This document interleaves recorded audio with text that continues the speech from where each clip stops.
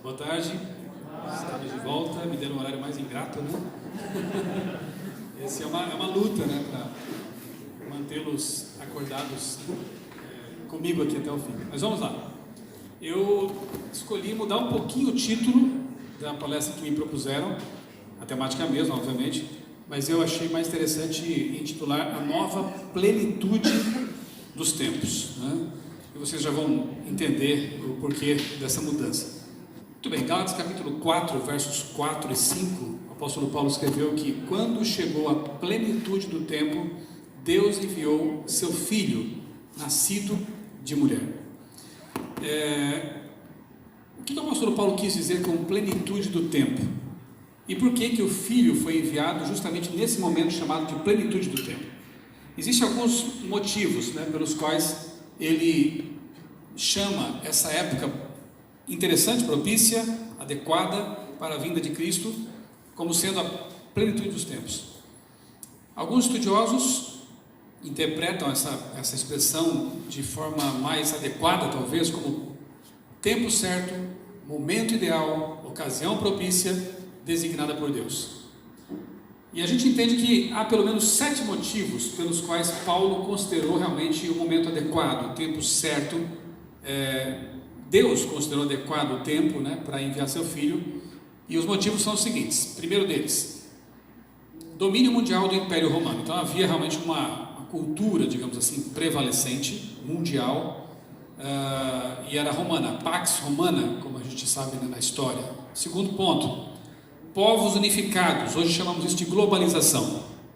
Achem bom ou ruim, os historiadores, mas havia uma certa unificação promovida pela conquista do Império Romano, pelas conquistas do Império Romano, né? Terceiro ponto, predomínio da cultura greco-romana e de uma língua universal, o grego koiné. Então havia facilidade de comunicação porque tinha uma língua universal, né? que era preponderante sobre as línguas regionais, inclusive. Isso era uma tremenda facilidade. A paz universal, a Pax Romana, que conferia relativa estabilidade ao Império, importância das cidades, as polis, né, aglomeramentos populacionais, rotas populacionais, estradas, vias que uniam essas polis, essas cidades, e então o contato das pessoas era favorecido por isso aí. Intercâmbio entre os vários povos, como eu disse, as estradas eram bem pavimentadas, já havia sistema de correios, inclusive as rotas eram protegidas, né, pelo exército, para que aqueles que levavam as correspondências não fossem atacados, enfim, havia segurança para que as informações fossem compartilhadas, chegassem ao destino. E claro, o cumprimento profético de Daniel capítulo 9, que mostra ali, obviamente, a vinda do Messias no tempo determinado. Esses motivos todos, acredito que até outros possivelmente, são tidos como o cumprimento, né, a plenitude dos tempos e um momento adequado para que Jesus viesse e a mensagem fosse expandida, fosse espalhada ali. Júlio Fontana, no site Cyberteologia, comentando Gálatas 4:4, aponta um outro fator interessante que podemos adicionar àqueles 7 ali do tempo certo, né? Ele diz o seguinte, que a ausência de guerras contribuiu para o cristianismo. Contudo, as guerras também foram um fator, nesse caso, positivo para a prosperidade da nova religião. As conquistas romanas levaram muitos povos à falta de fé em seus deuses, uma vez que eles não foram capazes de protegê-los dos romanos. Então o pessoal começou a perder a fé, porque afinal de contas, se os nossos deuses não têm condições de nos proteger dos romanos, que deuses são esses? Então a expansão romana, as guerras de conquista, acabaram estimulando um certo ateísmo, né? Uma certa descrença, enfim, um vazio religioso. Os romanos não possuíam uma crença especial e somente adoravam o imperador, ficando os povos conquistados carentes espiritualmente, sendo deixados num vácuo espiritual que não era satisfeito pelas religiões de então. Ok, vocês nos invadiram, os deuses de vocês são mais fortes que o nosso, mas quem são os seus deuses? Qualquer coisa, pode ser os dos gregos, enfim, não trouxeram uma nova religião especificamente, e aí esses povos ficavam espiritualmente carentes, órfãos. Então pense comigo, globalização, acesso à informação, falta de fé, Vazio espiritual. Isso te fala de algum tempo também? Outro? Alguma coincidência com outro tempo que vivemos, por exemplo? É o nosso tempo, exatamente, né? Vivemos de novo, globalização, um acesso facilitado à informação, hoje muito mais, obviamente, falta de fé. Hoje nós temos assim crenças muito estranhas no mundo, mas a fé genuína parece que é um artigo de luxo, né? Raro. Um vazio espiritual. Então é de fato o nosso mundo, mais uma vez. Por isso que eu chamei de nova plenitude dos tempos, né? O título da palestra. Olha só, a invenção de modernos meios de comunicação com destaque para a internet, o desenvolvimento das tecnologias relacionadas à web, bem como a facilidade de disseminação de conteúdos, com certeza apontam para uma nova plenitude dos tempos. Um novo tempo adequado, uma nova época em que Deus pode cumprir de novo o seu propósito para com a humanidade, né? E que bom que vivemos nessa época, né? Que bom que vivemos para ver isso acontecer. Quando eu comecei minha faculdade de jornalismo, lá nos anos 90, foi bem interessante esse processo, porque eu comecei com máquina de escrever. Eu sei que eu não pareço tão velho assim, mas foi assim. Metade do curso, os 2 primeiros anos, foi com máquina de escrever mesmo. Laudas, não havia impressora, não havia computador e muito menos internet. Google é algo novo para mim, né? Eu acho que muitos aqui já nasceram nesse contexto, né? Com certeza. E aí na metade para frente, eu vivi um tempo de transição. Da metade do curso para frente, chegaram os tais computadores, impressoras matriciais, lembra disso? Aquelas barulhentas, né? É uma coisa muito arcaica, né? Eu tenho lá em casa um museu particular, eu guardo lá a minha primeira máquina fotográfica com filme, tenho lá, e a Chica. Tenho no meu museu particular um disquete flexível, sabe o que é isso? Vocês são no tempo da pendrive, né? Mas eu vivi o tempo do disquete flexível. Depois veio o de rígido, que era pequeno assim, ó, moderno, né? Pendrive era coisa de ficção científica. Guardo lá a minha primeira máquina de escrever, com a qual eu comecei meu curso, uma Olivetti. Essas coisas, meus filhos acham mais barato quando vão lá na biblioteca para olhar essas coisas. Pai, mostra de novo aquela máquina de escrever. Aí eu tiro a máquina de escrever, coloco a folha e datilografa alguma coisa, né? Esse verbo nem existe mais, né? Datilografar. Aí um dia meu filho falou assim: pai, mas esse negócio é muito moderno, hein? Por que, filho? Você digita e já imprime na hora. A gente tem que digitar no computador e depois mandar imprimir, isso aí faz na hora. De fato, a gente era bem moderno e não sabia, né? Então foi muito rápido esse processo todo. Internet, então, é dos anos 95 para frente ali, quando a coisa começa a se popularizar, né? Então, para mim foi realmente uma fase assim, de transição bem interessante. Começar de forma analógica e terminar de forma digital o meu curso de jornalismo, né? E hoje as demandas, né, as exigências que existem com relação ao profissional de comunicação são bem diferentes daquelas que eram exigidas no meu tempo lá, quando eu me formei em 96, na Federal de Santa Catarina. Então, eu creio que rapidamente Deus ajudou a preparar o mundo para uma nova plenitude dos tempos. E o que vamos fazer com essa oportunidade, né? Vejam só como foi rápido. Os números contam a história do crescimento da aldeia global criada pela internet. Em 95, minha época lá, né, como eu falei para vocês, o número de usuários da internet chegava a 45 milhões. Olha só quão pouca gente. Até 2000, esse número já havia alcançado os 420 milhões. Em 2005, a quantidade de usuários da rede ultrapassava a marca de 1 bilhão. 2005. 2011, o total de usuários ultrapassou a marca de 2 bilhões. Mais de 90% dos jovens com idade entre 12 e 17 usam a internet. Estamos em 2019. Muito mais da metade do mundo usa a internet. E com certeza muito mais, ou um pouco mais, do que 90% dos jovens ou de pessoas de meia idade estão conectados à rede. E aí? O que faremos com essa facilidade, né? Eu procurei fazer uma pesquisa um tempo atrás no meu Twitter, que é o @criacionismo. Eu perguntei aos meus seguidores ali no Twitter quais eles consideravam os pontos positivos e negativos da internet. Foram várias respostas, eu guardei várias delas, achei interessantes as reações, mas 3 me chamaram a atenção, mais atenção. Primeira, alguém disse assim, ó, ponto positivo da internet, facilidade de acesso ao que se procura.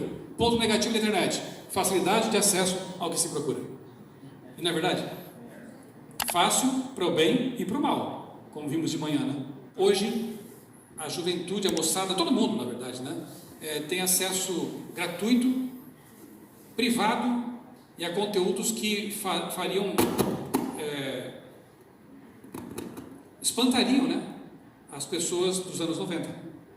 Os conteúdos de pornografia pesada, por exemplo, que existem, né? Então, realmente, a liberdade é um fator positivo, mas também muito negativo, dependendo do fator do poder de escolha das pessoas, que a gente sabe que não é lá essas coisas, né? Terceiro, a internet é uma fonte de informações importantíssima. Não vivo mais sem ela, só tenho que me policiar. E aí, resumindo o que os três falaram: facilidade, liberdade, policiamento. Eu achei interessante esses conceitos deles aí, né? Liberdade, facilidade e policiamento. O meu sogro é professor de geografia aposentado e agora ele se dedica ao que ele mais gosta, que é a pescaria. Nós somos lá de Santa Catarina e ele mora no litoral. Ele passa os dias dele lá pescando com aquele instrumento chamado tarrafa, é uma rede que você gira aqui. Ele sabe fazer aquilo, eu não consigo de jeito nenhum, né? Abrir assim num círculo perfeito.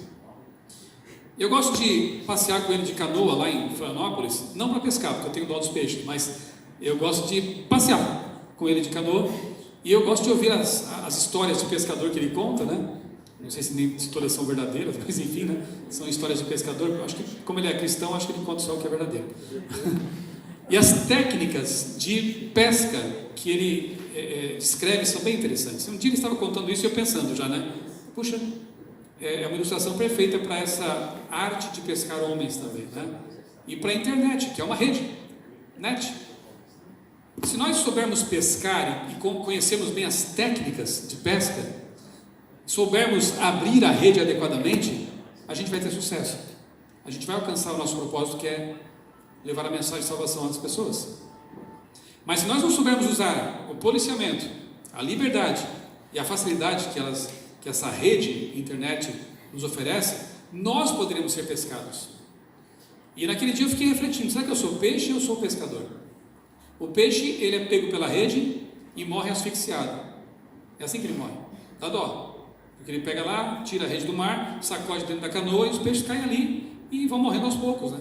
Sem ar. E na verdade tem muita gente morrendo hoje asfixiada por causa da internet. É tanto conteúdo, é tanta coisa que as pessoas não conseguem mais nem respirar. Não conseguem mais ler livros, que é uma leitura meditativa profunda. Lá em casa tem uma regra, né? Meus filhos, é inevitável, né? Acesso à internet, mas tem limitação de horário e tem que ler livros. Então é uma regra. Minha casa não é democracia, lá é monarquia mesmo. E a gente tem essa regra e graças a Deus os filhos acostumaram com a leitura de livros, né? E desde cedo eu costumava colocar na mão deles livros assim, grossos, volumosos, para não ter medo disso. Vamos lá. E graças a Deus os três são bons leitores, né? Bons navegadores também, mas nada substitui. Eu não estou aqui advogando isso porque eu sou editor da CPB, né? Eu entendo, e muitos especialistas também, que a leitura de livros ela é insubstituível. Mário Vargas Llosa, aquele escritor famoso chileno, ele fala que hoje as pessoas estão muito acostumadas com um borboleteio cognitivo. O que é um borboleteio cognitivo? Elas pegam um pouquinho de néctar aqui, um pouquinho lá, um pouquinho aqui, vão voando pelas flores internéticas, né? Mas não se aprofundam em nada mais. É uma leitura muito superficial, muito rasa. Tem um livro aí também, cujo título é O que estão fazendo com o nosso cérebro? Uma coisa assim, né? Mentes superficiais. Eu esqueci o título, estou admitindo aqui agora. Estou tentando inventar um. Mas a ideia é essa, mentes superficiais, né? É muito interessante. Analisar esse fenômeno dos leitores superficiais, né, do nosso século. Então, o livro não vai terminar. Eu tenho visto isso ao analisar o mercado mesmo, né? O mercado editorial. As revistas estão numa fase ruim. A Abril mesmo fechou 13 títulos, né? E parece que as pessoas não querem mais essa leitura mais assim rápida, né? E acham que buscam na internet e encontram tudo o que querem lá. É um risco também, porque você nem sempre a gente sabe se a informação é segura. Mas o livro, ele tem tido uma sobrevida, né? A gente vê editoras aí publicando itens de colecionador. Parece que as pessoas gostam de ter o livro e guardar e ter uma coleção, enfim, né? pode ser que isso perdure, e parece que os jovens que eram o público-alvo dos e-books, né, dos dispositivos de leitura eletrônicos, não foi aquela revolução que se pensava, não. Interessante, né? Acompanhando isso nos últimos 10 anos, as escolas continuam querendo livro de papel, didáticos, né? Os jovens ainda gostam de ler livro de papel. Então eu creio que vai haver o que aconteceu quando surgiu a TV. Alguns apocalípticos acharam que o rádio ia acabar, né? A TV surgiu, a TV é muito mais interessante, tem cor, tem imagem, o rádio vai sumir. O rádio está até hoje aí, né? Convivendo com a TV. Surgiu a internet, agora sim vai acabar com a TV e o rádio. Não, ela incorporou a TV e o rádio. Trouxe novos formatos interessantes, agora cada um pode ter um canal. Isso é muito legal, né? Deu uma democratizada na questão, desmonopolizou, né, o acesso e o oferecimento de informações. Mas a TV não acabou. E o rádio também não. Hoje você ouve o rádio pela internet, né? E o livro e o e-book vão conviver até o fim também. Eu penso assim, o e-book tem seu espaço, mas o livro de papel aqui não vai acabar, né? E até porque a gente sabe de algumas profecias que dizem que as folhas de outono vão continuar até o fim, né? Os comportores também. Talvez a gente tenha que se reinventar em algumas coisas, quem sabe oferecer livros virtuais também, junto com os de papel, mas as plataformas continuam e alcançam públicos diferenciados, né? Então, o que a gente tem que saber é como manejar a rede. Se eu souber as técnicas adequadas, e que bom que esse simpósio está discutindo isso, né? E vocês, futuros pastores, têm que ter algum domínio disso mesmo, porque hoje os pescadores de homens têm à sua disposição outros tipos de rede, mas a pesca é a mesma. Lá do outro lado estão peixes carentes, peixes perdidos, peixes que não sabem onde estão navegando, peixes que precisam ser salvos. Do contrário, outras redes poderão pegá-los e vão morrer afogados. Não afogados, asfixiados. Afogados morremos nós, né? Os peixes morrem asfixiados. Asfixiados com conteúdos que não prestam, sem o evangelho que refresca, oxigena e salva, né? Então não esqueça, não seja peixe nesse caso, seja pescador. Desafio urgente para o nosso tempo: de que maneiras podemos usar a rede em nosso benefício e para o bem do semelhante? Segundo o Global Entertainment Media Outlook, a internet será a mídia que mais crescerá, com uma média anual de 13% de avanço. Não é que vai, já é, né? A que mais cresce. O diretor da consultoria Gartner, Brian Blau, diz que a nova geração de consumidores é incansável e tem uma janela muito curta de atenção. E é preciso muita criatividade para criar impacto significativo. Gente, esse é o desafio. Você quer usar a rede? Beleza. Mas sabe que os peixinhos lá, hoje, eles têm esse perfil, janela curta de interesse. Eles têm milhares. No meu tempo de criança, a gente tinha 3, 4 canais de TV para acessar. Acessar. A palavra é moderna, né? Para assistir. 3, 4 canais. Hoje, no YouTube, existem milhões de canais. Todos disputando o teu tempo, o teu interesse. E aí? Um dia eu conversava com um amigo que estava frustrado lá. Poxa vida, a gente tenta interessar as pessoas no criacionismo, e aí põe um vídeo lá, ele no canal dele, né? E 200 acessos, 300, aí vai alguém lá e faz um vídeo sobre, sei lá, imagina o que você quiser, né, de banalidades aí, milhares, milhões de acessos. É esse o mundo que a gente vive, né? Essas são as águas em que temos que pescar.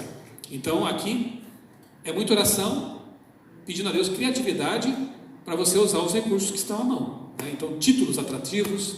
Quando eu posto um vídeo lá no meu canal, geralmente é mais do mesmo, né? Eu quero falar da volta de Jesus, eu quero falar sobre o sábado, a lei de Deus, a Bíblia, criacionismo, mas como falar isso de um jeito que vai atrair as pessoas?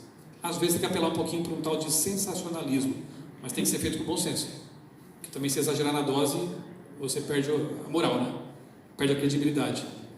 Então, por exemplo, eu postei anteontem um vídeo em que eu fui fazer uma semana de oração nos Estados Unidos, e eu estava perto da NASA. Era um sonho de infância. Eu vou lá, vou dar um jeito lá. E visitei a NASA, e tirei foto, e tietei os astronautas, né? Só que eu fui com uma camiseta, quem conhece sabe, quem não conhece era só uma mancha, que eu comprei no CERN, que é o Centro de Pesquisas Nucleares lá na Suíça, que tem uma explosão de partículas do acelerador de partículas. Então na camiseta tem uma explosão de partículas. Pensa no sonho de um nerd, meu, que foi realizado, tirar uma foto na frente do Saturno, do foguete Saturno, com a camisa do CERN. Quase desmaiei, né, de emoção ali. Aí é a foto que está no meu perfil lá do Facebook. Agora você já sabe o que é aquela mancha na camiseta. Não caiu comida ali, é uma explosão de partículas. E aí eu pensei, dá para fazer um vídeo nesse negócio. Aí eu falei sobre, né, como é que é o título que eu coloquei? Uma foto que é o cúmulo da nerdice. Porque os nerds têm que ser alcançados. Não tem? Não temos que salvar os nerds? O pessoal que gosta de Marvel, de DC, de super-herói, de cinema, de filme, tem que salvar essa turma também. Então tem que usar algumas iscas. E aí eu coloquei lá a foto com a camiseta, o foguete atrás, e esse título. Um monte de gente acessou. E no final eu falo assim, eu leio aquele texto de Ellen White, o quarto e último parágrafo do Grande Conflito, em que ela fala que um dia, longe das amarras deste mundo, da vida mortal, nós alçaremos voo para os mundos incontáveis. E eu termino a reflexão com isso, juntando o CERN com a NASA. É isso aí. No fim do vídeo é mais o mesmo. É céu, volta de Jesus. Mas a gente tem que usar esses recursos, né, para atrair públicos diferenciados. Se você colocar lá, um estudo sobre Daniel 8,14. Olha, adventistas até vão assistir. Espero, né? Hoje em dia. Mas dificilmente você vai atrair alguém lá de fora com esse título aí, com essa ideia, né? Então tem que usar realmente iscas. O apóstolo Paulo foi formidável quando esteve em Atenas, né? Eu não preciso nem falar para vocês sobre aquela passagem, Atos 17, né? Fantástico. É esse Deus aí desconhecido que eu vou falar para vocês. Aquele lá aquele pedestal vazio lá. É isso. Contextualização. No jornalismo a gente fala de gancho, usar um gancho adequado para atrair a atenção do peixe, para ele ser pescado, para trazê-lo dessas águas aí superficiais, vazias, para uma água realmente rica em nutrientes, né? Para a água da vida, afinal de contas. Janela curta de atenção, esse é o nosso público. E eu creio que na Bíblia está a resposta para isso também, já estava lá, né? Eu gosto desse texto, sempre uso esse texto quando eu vou falar de como escrever bem, como produzir conteúdos para a internet. Claro que eu estou tirando bem do contexto, né? Mas a ideia é interessante. O Senhor me respondeu e me disse, escreve a visão e grava em tábuas, até tábuas aí está aí, né? Tablets, né? Para que possa ler até quem passa correndo. Não é outdoor isso aí? Pouco texto, uma imagem bem interessante, para quem passa correndo, olhar e ter atenção chamada para aquilo. Na nova tradução linguagem de hoje, está assim, e o Senhor Deus disse, escreve em tábuas. Eu cometi um pecadinho, né, exegético, coloquei ali jornal, folhetos, livros, sites, blogs. Escreve a visão que você vai ter, escreve com clareza o que eu vou lhe mostrar, para que possa ser lido com facilidade. É isso, tão simples o conselho de Abacuque se aplica a nós também. Escreva, pregue, fale com simplicidade, para atrair quem passa correndo. Eles têm milhões de sites, milhões de canais, de blogs diante deles. Por que cargas d'água ele vai querer olhar para o teu? Por que o teu conteúdo vai ser o que vai interessá-lo? Escreva de um jeito para que até quem passa correndo, zapeando, seja atraído. Eu tenho a fórmula? Não, cada um tem o seu jeito. Você gosta de cozinhar? Por que não? Um canal evangelístico de culinária. Tem gente fazendo isso, está dando certo. Você gosta de desenhar? Um canal sobre dicas para desenho, né? Sei lá, eu estou chutando aqui agora. Eu gosto de criacionismo. Eu comecei a usar esse negócio e tem dado certo. Então faça do seu talento seu ministério. A gente conhece esse slogan, né? Meu talento, meu ministério. E joga na rede. Olha aí, recomendo a vocês esse livro de Ellen White, O Outro Poder. É um manual que a gente usa na CPB, na Novo Tempo também, porque ali estão reunidos os principais textos de Ellen White sobre comunicação. E eu tirei alguns para vocês. Por exemplo, nosso objetivo é atrair a atenção das pessoas para as verdades vivas da palavra de Deus. Pronto. Esse é o nosso propósito. Segundo aqui, outro texto. Nossos periódicos, sites também, obviamente, devem sair repletos de verdade que apresente interesse vital e espiritual para o povo. Compete a nossas publicações, repito, página escrita, o texto é a base, então pode ser site, pode ser até YouTube, porque lá tem que ter um texto, tem que ter um roteiro. Então compete a nossos textos a mais sagrada obra de tornar clara, compreensível e simples a base espiritual da nossa fé. Quais são as 3 palavras que ela usa para qualificar a forma como temos que levar a mensagem? Clara, compreensível, simples. Para que rebuscar? Para que criar ruídos no texto usando palavras em desuso? Pode ser que no meio acadêmico seja até bonitinho isso, né? Usar palavras rebuscadas e tal, parágrafos longos, né? Mas no texto jornalístico, num sermão, isso não existe. Jesus é o modelo e ele se exprime de forma simples. Então, frases curtas, né? Se tiver que usar algum jargão adventistês, traduza. Porta da graça, o que é isso? Né? Pena inspirada, que negócio é esse? Pena inspirada? Pensa bem, né? Sacudidura, chuva serôdia. Está tudo bem no nosso jargão interno, mas está tudo mal se você quiser se expressar para os de fora. Esqueça o adventistês. Fale a linguagem que as pessoas entendam. Isso vale para tudo, em termos de comunicação: sermões, textos, vídeos, redes sociais, né? Dizem que é difícil escrever simples, e é mesmo. Você tem que pensar de uma forma que... Porque assim, o caminho daqui do texto para cá é muito mais fácil do que o caminho daqui para lá. Você expressar isso, né, e colocar na mente das pessoas. Então nós temos que nos exercitar na arte de ser simples. Não é fácil ser simples. E ser simples é uma das marcas da genialidade, inclusive já li isso em algum lugar. Se os caras geniais são simples, eles conseguem se comunicar, né, conseguem acessar as multidões e se fazer entender. Isso é ser genial. Agora, aquele que se esconde por trás de um jargão incompreensível é ruim, né? Está se escondendo, na verdade, né? E nós, como comunicadores, pastores, temos que ser compreensíveis, claros e simples. Escrever para quem passa correndo. Clareza, compreensibilidade e simplicidade deveriam ser qualidades do nosso conteúdo. Qual o alvo? Diz Ellen White: a escrita. Lembre-se de que os meios não impressos também dependem de escrita. Devem ser usada como meio de semear a semente para a vida eterna. Todo esforço nesse sentido então vale a pena, porque salvação de pessoas está envolvida nesse processo aí. Meios rápidos e novas tecnologias. Olha o que Deus deu para a gente de presente. No século XIX, ele mais escreveu: Deus dotou os seres humanos de talentos e capacidade inventiva, a fim de que seja efetuada a sua grande obra em nosso mundo. As invenções da mente humana parecem proceder da humanidade, mas Deus está atrás de tudo isso. Ele fez com que fossem inventados os rápidos meios de comunicação para o grande dia da sua preparação, ou seja, a nova plenitude dos tempos. Deus permitiu que a internet fosse inventada. Não é porque Satanás usa para o mal que ela não foi em permissão de Deus. Deus permitiu que a TV, o rádio, fossem inventados. A imprensa, Gutenberg e tudo isso aí. Durante milênios, a única forma de transmitir conhecimento era por meio de pergaminhos e papiros e coisas assim, tabuinhas, né? Argila.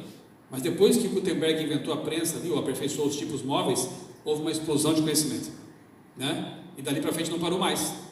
E eu tenho certeza que aquilo coincide com o começo do tempo do fim e o desejo de Deus de que essa mensagem avance rapidamente.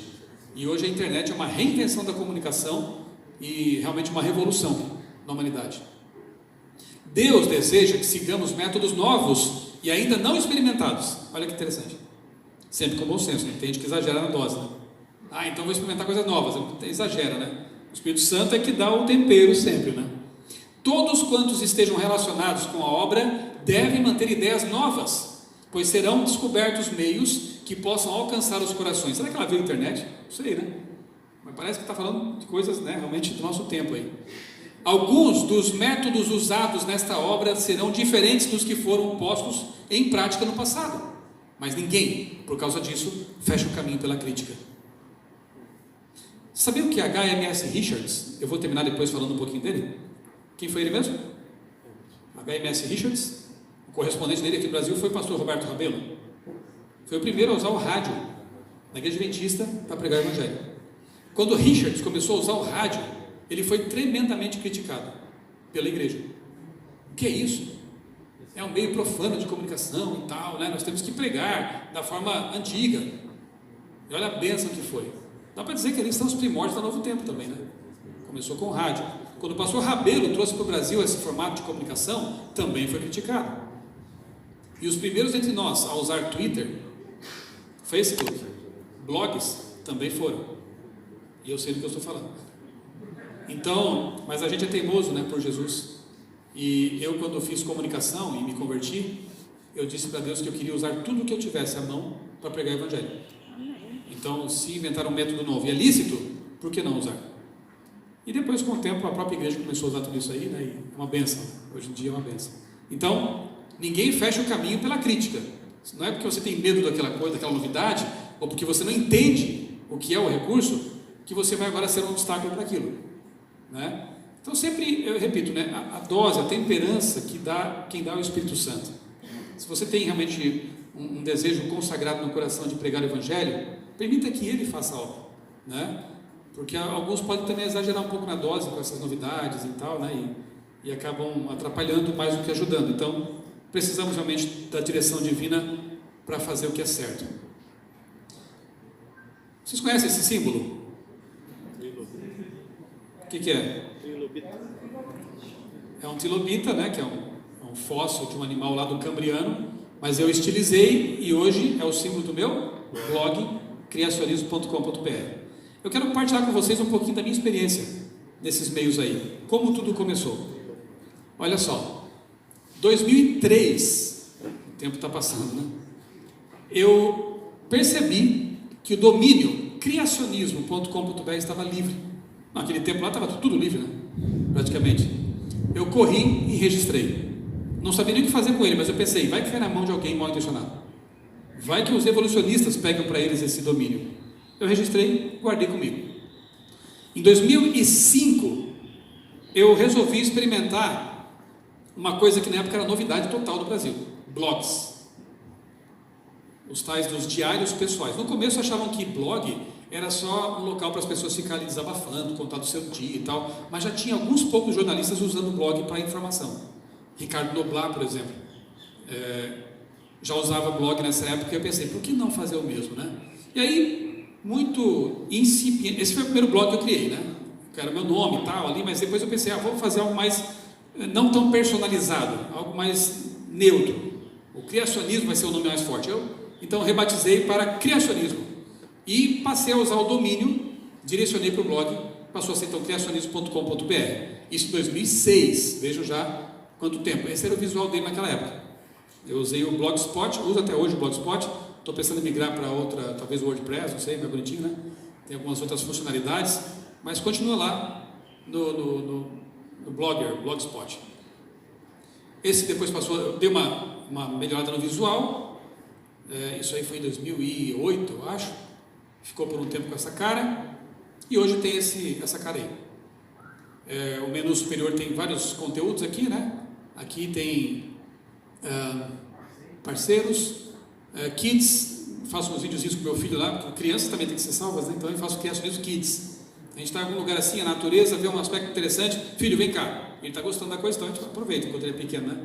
E aí faço um videozinho com ele ali, um bichinho, teia de aranha, enfim. Digital Criador é uma sessão específica sobre design inteligente, arqueologia bíblica, entrevistas, curso bíblico. Isso aqui é uma experiência interessante. Eu criei um curso bíblico para dar via WhatsApp ou Telegram, enfim, né? É um curso, está lá no outra leitura, no outro blog que eu vou mostrar para vocês depois. São, acho que 20 lições, 18 lições, e cada uma com comentários e vídeos linkados, conteúdos linkados, né? Eu pensei assim, se eu não estiver presente, como é que eu poderia enviar uma lição que a pessoa pudesse por si só estudar e compreender? Claro que eu acompanho também à distância, né? O interessado ali, enfim, né? Mas é um curso bíblico pensado assim, para usá-lo por meio de redes sociais. Bons filmes, olha o gancho ali, né? Todo mundo gosta disso, então eu aproveito, quando eu vejo um filme muito bom, que é 100% recomendável, eu faço uma resenha, indico, e claro, ponho links, ponho conteúdos para aprofundamento e assim por diante. Esse é um chamariz. Muita gente vem para esse blog por causa disso aqui, e acaba tendo contato com isso aqui, né? Vídeos, aí vai para o canal, que eu tenho no YouTube, downloads, tudo que eu tenho de PowerPoint, de Prezi e coisas assim, eu coloco ali e à disposição, né? Eu nunca fui de preocupar com copyright, com essas coisas. Você pode usar à vontade tudo que eu... Inclusive essa apresentação que também, se quiser usar depois, está à vontade, à disposição. a gente não é onipresente, né? Então, que isso se multiplique, que isso vá avante, né? E frequent asked questions, né? As famosas perguntas frequentes em criacionismo. Em 2006, o meu blog ganhou um prêmio do blogueiros.com, e aí a visibilidade dele foi bem ampliada lá fora, porque até então, basicamente eram adventistas que acompanhavam, né, o criacionismo.com.br. Depois desse prêmio, que deu uma certa visibilidade, aí evangélicos, católicos, muitos ateus também, passaram a acompanhar as postagens. De tal forma que em 2006, a média de acessos diária era de cerca de 400 por dia ali, e hoje passa de 3 mil, dependendo de alguns assuntos mais bombásticos, até extrapola bastante, vai para 10, 15 mil, né, acessos diários. Ou seja, eu tenho consciência de que eu prego para uma igreja virtual todo dia, de cerca de 3 mil pessoas. É ou não é um recurso maravilhoso? Não é um púlpito tremendo? Né? E claro que isso foi construído ao longo de muitos anos, né? 2006, 2019, quanto 13 anos, né? Mas tive que começar um dia também. E qualquer um pode começar. É só você ver um nicho interessante que te interesse. Para mim era o criacionismo, para você pode ser uma outra área. E sempre haverá pessoas interessadas ali, nesse nicho, que você pode alcançar, né?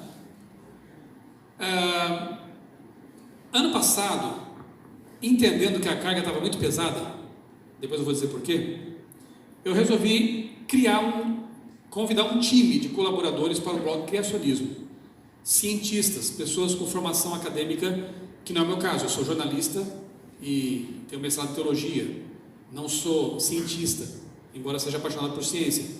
Eu precisava de pessoas com essa formação ali, então eu convidei biólogos, convidei um astrofísico, um mestre em ciências, um pós-graduado em linguística, uma bióloga bioquímica, 2 geólogos, enfim, compus um time com essas formações e tem sido uma benção, porque de vez em quando eles me mandam alguns textos, eu vou orientando, tem que ser texto pequeno, linguagem simples, eu edito os textos para deixar no formato de blog, né? E eles me fornecem os conteúdos, isso me aliviou bastante a carga. Outra coisa legal que com o tempo foi assim, se desenvolvendo, foi uma rede de colaboradores, alguns até anônimos. Eu não preciso mais ficar navegando para encontrar assunto. Geralmente as pessoas me mandam: você já leu tal coisa? Olha, Michel, você já viu essa pesquisa? E as coisas vêm. Graças a Deus essa rede tem sido uma grande colaboração para esse ministério, para esse trabalho, me poupando assim um tempo razoável também. Alguns questionam por que eu não abro o blog para comentários nem o meu canal. A resposta que eu dou é que eu também preciso dormir de vez em quando. Eu tenho família. E eu fazer o que se as pessoas não entenderem, mas é assim. O Facebook, infelizmente, não dá para fechar, senão eu também fechava. Porque tem muito hater, né, hoje em dia, tem muita gente que só vem para avacalhar, para debater, para xingar. Se fosse um debate, né, elevado de ideias, mas não. Ofendem a gente mesmo e tiram a nossa paz. Aí eu pensei, ou eu fecho tudo, ou eu mantenho sem comentários. A Samila falou aqui de manhã de interação, isso é importante sim, mas eu não tenho uma equipe, sou eu e eu mesmo. Então, ou eu produzo, disponibilizo e faço isso, ou então eu paro, se tiver que levar em conta essa interatividade. Não dou conta. Teria que ter alguns secretários, né, para ajudar nesse processo aí. Então fica aqui a minha voluntários, né? Fica aqui a minha justificativa do porquê em vários dos meus meios não há habilitação, não está habilitado o recurso de comentários, tá? Eu perdia horas e horas debatendo com ateus do criacionismo ali, por exemplo, e não levava nada. E eu não podia deixar os caras encher ali, né, de comentários contra, sem oferecer uma contrapartida. Então estava se tornando inviável realmente, né, improdutivo para mim. Essa equipe aí tem sido uma bênção. E isso me possibilitou fazer uma mudança também radical há 2 anos. O que aconteceu? No blog Criacionismo, eu acabava publicando muita coisa que não tinha diretamente a ver com criacionismo. Então, eu fazia análise de filmes, crítica de comportamento, teologia, profecias, tudo lá, no criacionismo. Algumas pessoas que vinham ao blog Criacionismo buscando apenas conteúdo mais científico, podiam estranhar, né, esses conteúdos tão diversificados.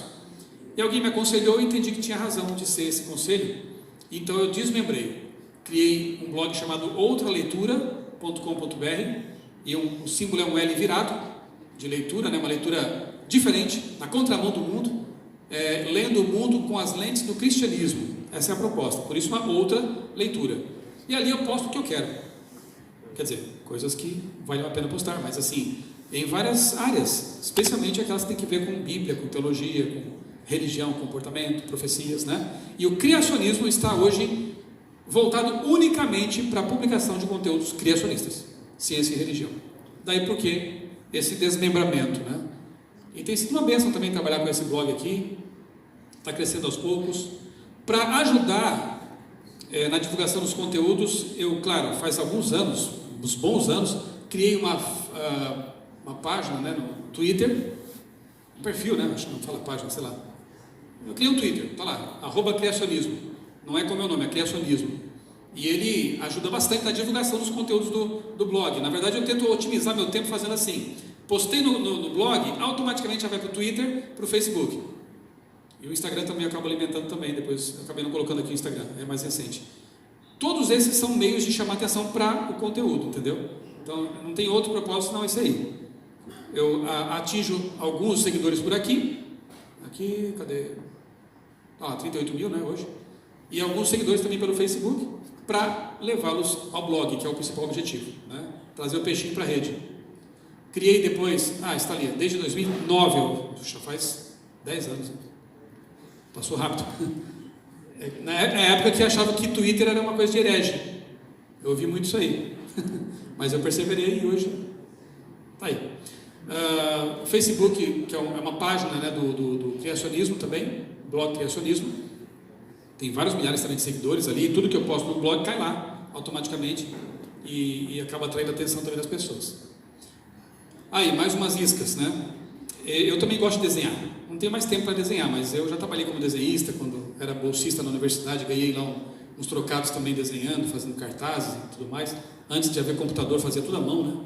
Era um tempo bem mais difícil, tinha que desenhar até as letras às vezes. Mas enfim, a tirinha Isaac Charles eu escrevo e desenho. Faz um tempo que eu não consigo criar outras, porque não tenho dado tempo mesmo, queria ter mais tempo para isso. Mas é óbvio, né? Aqui é opondo o Isaac Newton a Charles Darwin, Isaac Charles. E me divirto, né, com isso aí. Eu pego alguns assuntos. Aí é o supra-sumo da condensação de informação, né? Se o Twitter já foi cento e quantos caracteres? Agora aumentou um pouco, né? Mas tem que ser sintético ali. Quadrinho, tirinha, aí é a essência do sintético, né? Você tem que transformar uma ideia, um artigo, em às vezes 3 balões. E a mensagem tem que estar ali. É um desafio legal. E isso alcança as pessoas rapidamente, Abacuque 2:2. Para que possa ler, até quem passa, correndo. Tem lá um amigo na sua igreja, um membro da sua igreja que gosta de desenhar. Está lá ocioso. Por que não? Você de repente criar uns textinhos ali, chama o jovem lá, ele vai se sentir útil, cria um blog com essas tirinhas, ou espalha pelas redes sociais, alcança as pessoas, atrai atenção. E aqui o cético foi uma tirinha que eu criei junto com um amigo lá, o Thiago Lobo, que é desenhista da CPB. Aqui eu escrevo, não consegue atualizar porque os dois estão até o pescoço de trabalho, né? Mas também foi uma experiência bem legal. Ele é um jornalista crítico que não aceita qualquer coisa assim que ofereça para ele, não. Ele quer saber onde é que está a razão disso, a base da informação, né? É o que nós temos que ser, né? Bons céticos. E aqui, para vocês terem uma ideia do alcance, né? Extrapolou realmente o Brasil, alcança vários países, é bem legal a gente ver aonde vai essa rede, né? E o canal também que eu quero convidar vocês a conhecer, se não conhecem ainda, lá no YouTube, Michelson Borges, eu posto ali toda semana 2, 3 vídeos. Se eu mostrasse para vocês como é que eu faço, vocês não iam acreditar. Obrigado, valeu. Curte lá, aciona o sininho, como diz os blogueiros, né? Os youtubers. Mas olha só, eu coloco o meu celular, meio-dia, só sou o sinal da CPB para todo mundo ir almoçar.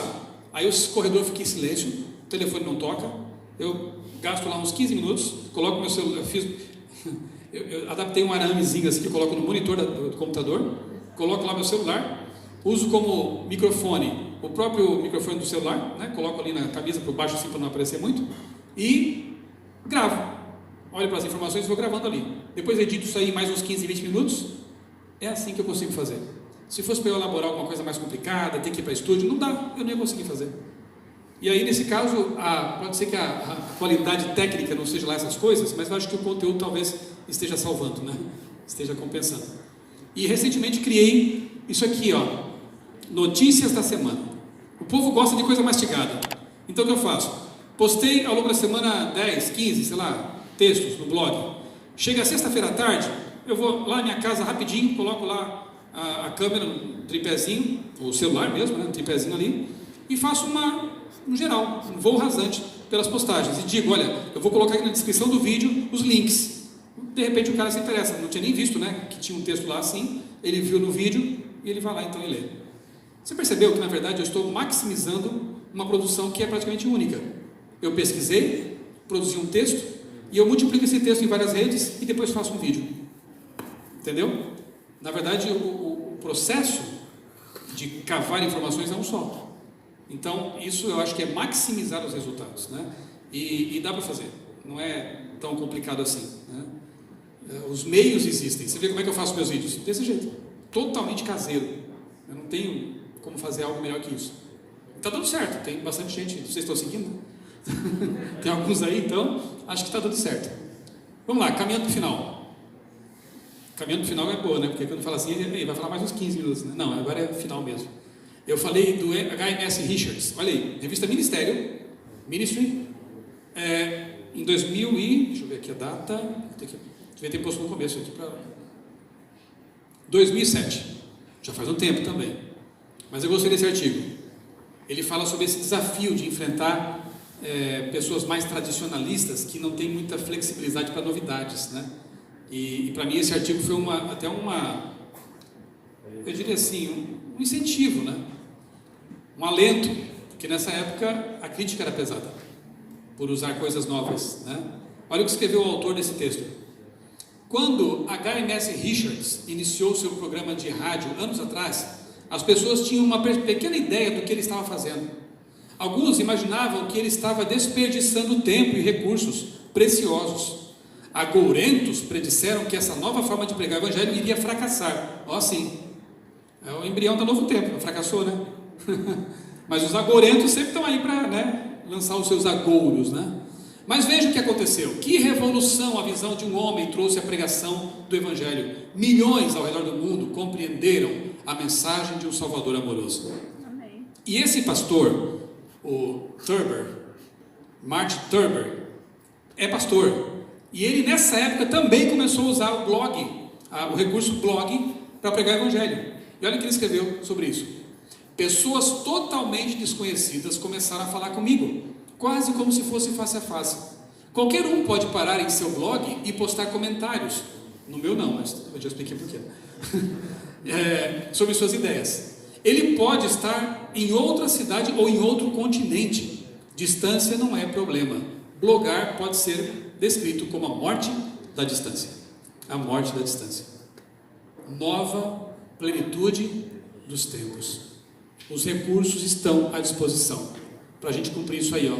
Jesus disse: o que vos digo aos ouvidos, proclamai-o sobre os telhados. Que Deus nos ajude a realmente usar esses recursos que estão à nossa disposição para que a mensagem divina seja proclamada pelos telhados. As nossas editoras, os nossos canais, a Novo Tempo, CPB e outros têm feito um trabalho macro maravilhoso, mas tem ainda aquele trabalho micro que nós outros podemos fazer, não é verdade? Aqueles nichos que podem ser alcançados. É só você pedir realmente sabedoria a Deus, criatividade, usar o seu conhecimento, sua boa vontade e fazer o que você tem que fazer. Lançar a rede. Deus te abençoe nesse propósito, tá bom? Muito obrigado.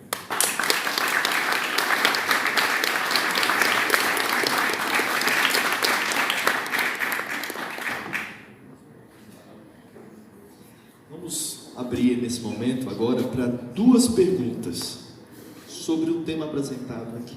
Alguém gostaria? Só levanta a mão.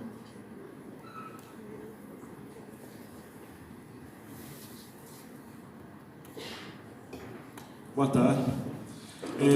Quando você está falando sobre mídia e essa questão de notícias, o que a gente vê é que a internet ela nasceu como o submundo do jornalismo. e fake news, essas coisas e tal. Só que hoje em dia, algo que era impensável, que era a questão das grandes mídias, os grandes canais de comunicação, eles têm sido desacreditados, principalmente depois das eleições. Você acha que há uma tendência também, em relação à igreja, por exemplo, os canais oficiais, eles não levam tanta credibilidade ao público adventista, eles começam a consumir de pessoas que estão totalmente desconectadas com a igreja. Então, por exemplo, eu acho que há temas polêmicos, em que tem muita gente falando sobre isso, como se fosse em nome da igreja, e a igreja não tem uma comunicação tão ativa.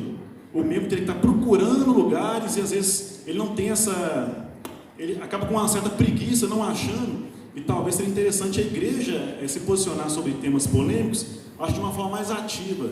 Será que tem como fazer isso, ou está se fazendo isso, nós não estamos percebendo? É uma pergunta delicada, né? Eu acho que nós crescemos muito do tempo em que eu comecei a trabalhar na obra, lá em 98 eu fui para a CPB, 97, 6, eu trabalhei na Rádio Novo Tempo em Florianópolis. Lá naquele tempo, não havia uma rede de assessores de imprensa tão boa quanto há hoje. Então hoje, por exemplo, tem gente aqui hoje fazendo cobertura, e isso vai rapidamente para a TV, né? Vai para a rádio, enfim. Naquele tempo era tudo muito mais difícil. Então eu acho que nós crescemos bastante em termos de comunicação. A abertura do curso de jornalismo aqui no NASP também foi uma tremenda força, né, nesse sentido. Agora, o que você falou não deixa de ser verdade. Às vezes, pelo tamanho da máquina, por certas preocupações genuínas até, né, a gente acaba sendo, como igreja, organização, um pouco lento em relação a alguns aventureiros que não tem nada a perder quando divulgam coisas, entendeu? Por exemplo, eu não sou igreja, né? Eu tenho meu trabalho na CPB e tudo que eu mostrei aqui é voluntário. O que eu faço no meu canal, no meu blog, nas redes sociais, não tem vinculação com a CPB, certo?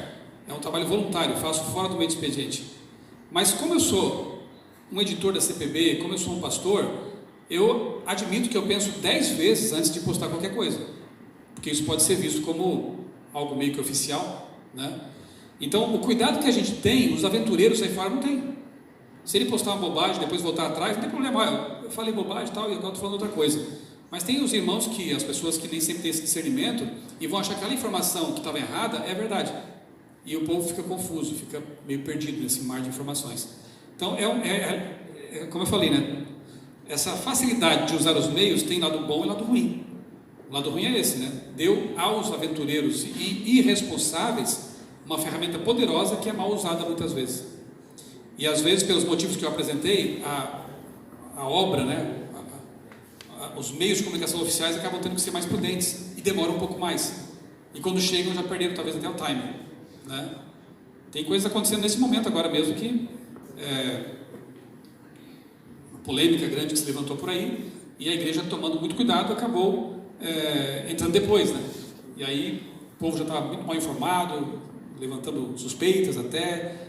Só que eu não creio que aconteça algo parecido com a mídia aí fora. De fato, foi até legal ver grandes jornais e emissoras sendo desmascarados. Porque a gente que estuda comunicação já sabia disso. Sabe que os caras têm sua linha, sua filosofia editorial, têm interesses econômicos poderosos por trás e manipulam a informação. A gente já sabia disso. Talvez a grande massa, como dizem, né, não soubesse. Mas as redes sociais ajudaram muito nisso aí. Mesmo tendo muitas fake news, mas também teve coisas aí que foram divulgadas, né? Nas últimas eleições, por exemplo, né? Informações que antes eram bem guardadas, elas foram escancaradas. E aí a grande imprensa teve que às vezes voltar atrás, teve que fazer uma meia-culpa, né? Teve que tomar cuidado nas coberturas. Eu acho que isso foi bem legal, bem positivo, né? Agora, eu não sei se nós como igreja chegamos ao ponto de perder essa credibilidade que os jornalões perdem, porque eu creio que nós agimos com ética, né? Aquilo que eles fazem, nós não fazemos. Nós procuramos falar o que é correto, a verdade, não distorcer informações. Eu conheço os jornalistas da divisão sul-americana, conheço boa parte dos assessores, são pessoas corretas, pessoas honestas, pessoas que têm compromisso com a missão. E eu acho que isso transparece em nossos meios, né? E só cabe às pessoas perceberem a diferença, né? Daquele que faz um jornalismo responsável em comparação com aqueles que são aventureiros, que só querem ver o circo pegar fogo. Eu falei um monte, não sei se eu respondi, mas é isso aí. Eu lembro que na faculdade tinha uns professores bem honestos que falavam assim: jornalismo imparcial não existe. Por mais que alguns falem por aí, temos que ser imparciais. Como assim? Você não é uma máquina? Até máquinas são parciais. Vocês viram o computador lá da China? Aqueles 2 robôs, inteligência artificial? Eu achei cômico. A China, os chineses desenvolveram 2 robôs AI, né, inteligência artificial. E aí, quando as pessoas faziam perguntas assim mais banais, eles respondiam tranquilamente. Até que alguém perguntou: e o comunismo? Aí o robô falou: você acha que isso presta? Mais ou menos assim, né? Você acha que Partido Comunista, você acha que vai dar certo? Um partido corrupto e com ideias como a deles? O que fizeram? Apagaram na hora o robô. Aí eu pensei: nossa, 2 atitudes interessantes, bem comuns, né? A primeira, quando você pensa e raciocina, você não pode aceitar uma coisa chamada comunismo. E segunda, se você fala contra, você é apagado. Pronto. Vamos lá. Então, completando só a ideia que eu comecei a falar, né? Os professores mais honestos diziam: não existe jornalismo imparcial, mas pelo menos que seja honesto, né? Que seja ético. Você de alguma forma vai expressar a sua opinião. Ou você acha que eu vou ser um jornalista imparcial quando eu falo de volta de Jesus? Eu sou empolgado por isso. Você acha que eu vou ser imparcial, totalmente imparcial quando eu falo sobre criacionismo? Não tem como. Eu sou apaixonado por isso. Então que as pessoas saibam que eu sou apaixonado por isso. E leiam sabendo disso. Aí sim, ética. Não estou escondendo, não estou tentando manipular a informação, como o Estado de São Paulo, essa semana, anteontem, publicou uma matéria lá, falando contra os criacionistas, mais uma vez, requentando um monte de argumentos furados e antigos, né? Mas estampando o título como uma grande novidade. Os criacionistas, esqueci o título agora da matéria, mas fiz uma análise no meu blog lá, crítica sobre essa matéria. Isso é desonestidade. O título é bombástico, assim, e as pessoas basicamente leem títulos hoje em dia, né? Não se detêm na matéria em si, e elas vão para o trabalho achando que, mais uma vez, os criacionistas foram ridicularizados. Mas você vai ler o texto, não tem nada de novo, nada. São os velhos argumentos. Então isso é ser desonesto. Isso é querer manipular a opinião pública. E eu penso que nós não podemos fazer isso. Nós podemos ser parciais? Sim, eu sou parcial. Mas temos que ser honestos. Temos que ser éticos. Isso se espera de nós, todos, não só jornalistas. Sim. Boa tarde, Michelson. Meu nome é Ramon. Antes de fazer a pergunta, eu gostaria de agradecer por tão grande produção, por nos fornecer materiais excelentes sobre criacionismo e sobre até a nossa própria crença. Falando sobre criacionismo, o que existe hoje de mais moderno em termos de livros, sites, além do seu, é claro, para que nós cristãos possamos nos adentrar nessa temática tão importante para nós hoje no mundo moderno, que crê mais numa evolução do que na criação vinda das mãos de Deus. Materiais bons nós temos muito, né? Temos o site da Sociedade Criacionista Brasileira, scp.org.br. Ali você tem a loja virtual deles, tem vários livros muito bons, tem artigos tremendos, né? Todos escritos por especialistas. Agora foi criado um site com o propósito de oferecer materiais, conteúdos, apresentações, textos, que é o origens.org.br. É novo ainda, e eu acho que tende a crescer esse site aí, origens.org.br. Livros, temos bons livros publicados, mas eu acho que o nosso desafio não é tanto conteúdo. Quando eu me converti, há quase 30 anos, tinha muito pouca coisa. Tinha a revista Criacionista, que a gente tinha que lutar para tê-la, tinha um ou outro livro da CPB, e muita coisa a gente tinha que buscar fora mesmo, né? Em inglês, de outras entidades e tal. Hoje tem uma abundância de materiais muito interessante. O que falta ainda é gente com criatividade para apresentar ao público esses conteúdos. Esse é o desafio de hoje. Porque os filhos das trevas são, às vezes, até mais criativos do que os da luz, né? E eles fazem documentários, eles fazem produções, histórias de quadrinhos e coisas assim que atraem o grande público, os jovens, né? Filmes, e a gente sempre com o pé atrás, assim, graças a Deus, né, de uns anos para cá, nós temos ali o programa Origens, da Novo Tempo, que tem qualidade assim, digna de qualquer documentário aí, de qualquer canal, né? É um material que veio ocupar uma lacuna que havia, mas ainda há muito por fazer. Eu diria que agora o desafio não é tanto produzir muita coisa, né? Tem gente produzindo, por exemplo, o Geoscience Research Institute, lá da Loma Linda, né? Eles fazem pesquisa de ponta lá, só que quantas pessoas têm acesso a isso? Né? Quantas pessoas têm acesso aos artigos que eles produzem? E têm produzido coisas muito boas. Então o desafio agora é popularizar realmente isso aí, né? Precisamos talvez mais jornalistas agora, e quando eu falo jornalista não é só aquele que é formado em jornalismo, né? Entendam bem, precisamos mais de divulgadores, talvez, do que necessariamente de cientistas que façam pesquisa. Precisamos de cientistas também? Precisamos, mas muitas vezes eles produzem seu conhecimento, seus dados e ficam lá, um grupo restrito, né, de acadêmicos, né? E lamentavelmente aí fora a mídia chamada de jornalistas científicos, né? Nós temos um aqui que tem uma pós-graduação nessa área aí, né, Leandro? Jornalismo científico. Nós precisamos mais disso aí, de gente que traduza esses conteúdos e apresente de forma mais digerível, palatável, interessante, certo? Mas livros, sites com conteúdo, a gente tem coisa boa, né? O pessoal do design inteligente também está avançando bastante. Ali o Discovery Institute, né? O Dr. Marcus Eberly dirige esse instituto agora. Boa parte deles são formados por pessoas assim, evangélicos, né? Acho que isso aí, basicamente, né? Mas sempre há espaço para mais gente e engajamento também. Se você quiser contribuir como pastor na causa criacionista, por favor, são todos muito bem-vindos, né? E a gente tem um fenômeno acontecendo agora que tem me deixado muito feliz, que é o surgimento de núcleos regionais da SCB. Até durante 45 anos, a Sociedade Criacionista Brasileira trabalhou quase que sozinha, né? Dr. Rui Vieira, filho dele, e uns poucos. De uns 5 anos para cá, e eles estão muito felizes com isso, tem havido uma proliferação de núcleos. Tem um aqui no NASP, no NASPEC, né? Tem um lá em Blumenau, tem um em Maringá, tem em Cascavel, Recife, sei lá, tem mais de 10 hoje em dia, né? E nosso plano é ter um em cada capital, pelo menos. E eu tenho visto uma nova geração de criacionistas se despertando aí, levantando. Louvado seja Deus por isso. Uma moçada aí com doutorado em geologia, doutorado em biologia, tudo que a gente sempre sonhou por muito tempo, né? Então você, quando for para o seu distrito, para a sua igreja, você vai encontrar ali, de repente, jovens. De repente não, com certeza, porque os jovens estão estudando mais hoje em dia, né? Estão buscando mais conhecimento. Então você vai encontrar ali jovens que têm formação acadêmica interessante. Tenta agregá-los, tenta uni-los, quem sabe formar um núcleo também na igreja, né? E aí você está protegendo esses jovens e ao mesmo tempo promovendo o criacionismo na sua cidade, onde você foi colocado. Não tire isso do coração. O criacionismo, para mim, assim como a mensagem de saúde, ele é uma cunha, né? Ele abre o caminho.